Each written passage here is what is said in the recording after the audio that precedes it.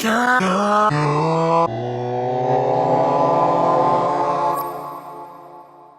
we are having taco tater tot casserole. This is it. In a massive skillet, you are going to place a pound of ground beef. Brown up your beef. Chop it up aggressively. But I will add a metric ton of garlic. And to those of you who look at this and say, that's so much garlic, yes and no. Garlic in the jar is much milder. Add in some onion powder. Into our ground beef, you're going to add the equivalent of 1 packet of taco seasoning. I eyeballed it. I am now going to top this mixture with a bag of tater tots. It's important that they're arranged into a design. Don't just dump them on. That is chaotic and crazy. Top my casserole with some cheese. Why? Because I live in the Midwest. Here it is.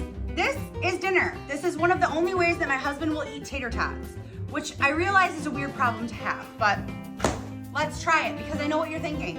Is it even good? Let's try it. Of course it's good. I made it. This is delicious. Make this. Follow along for more aggressive tutorials. Every single day, I promise myself I'll stop being a rant guy and try to make at least one post that isn't pointing at whatever grotesque filth of the day someone dragged out of the sewers and filmed for the world's amusement. Every single day, I grit my teeth with a trembling, clenched fist, hoping for the strength to find a way to move words for the purpose of beauty and inspiration instead of sheer absolute hate. God looks down and laughs, prodding me into the sandpit again and again as my dream soars off into the void, condensing infinitely into an inscrutable dot as I stray further from all good intentions. I'm sorry. I wish I could be a better man, but I'm not. It's not in my nature. You people built a prison cell out of cheering and laughter.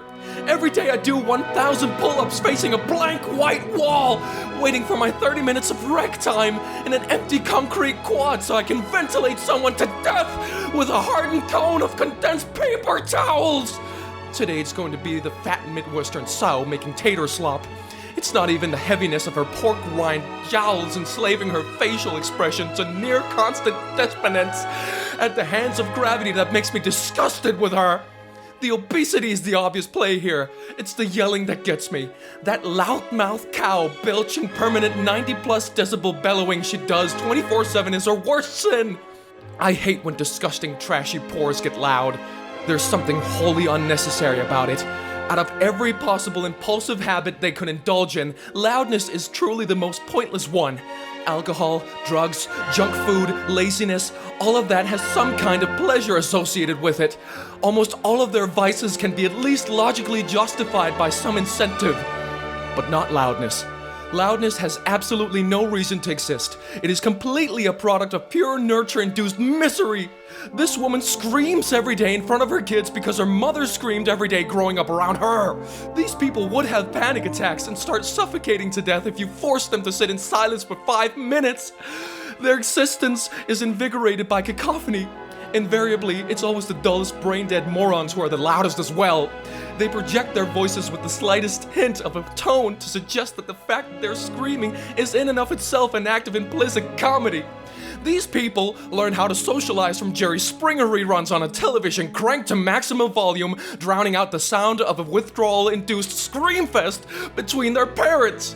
Trad wives aren't real, and neither is being trad in the sense that people think it is. It isn't tradition of any kind. It's a simulacra of one developed by some strange blend between 1950s idyllic aesthetics, an already bullshit product of marketing, and 19th century agrarian tropes. I'm really wondering if the post I'm quote tweeting is an intelligent satire, an acknowledgement of that dynamic, or a sincere love for this howling beast. Regardless, there is nothing redeemable about her. Cooking food for your family isn't some display of exceptional value. It's the absolute bare minimum expectation placed on any married woman. If anything, she should be punished for feeding that garbage to her kids. I apologize to whatever oases of culture may sporadically inhabit the Midwest, but to be frank, I think this entire region of America deserved to be glassed into a smoldering radioactive shithole. An opinion I developed within the first 5 minutes of the first time I crossed the border into the state of Missouri!